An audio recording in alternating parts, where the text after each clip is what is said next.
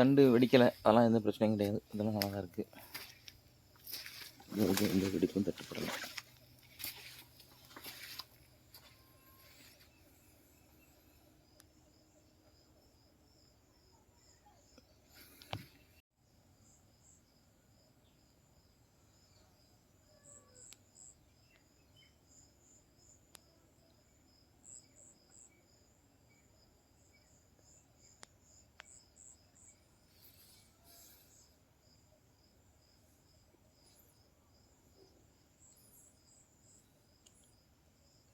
இது ஃபுல்லாக அடி இலைகள் வந்து நோய் அடித்த மாதிரி இருக்குது. 2வது லேயர் நோய் தெரியலை, ஆனால் இலை கிழிஞ்சிருக்கு.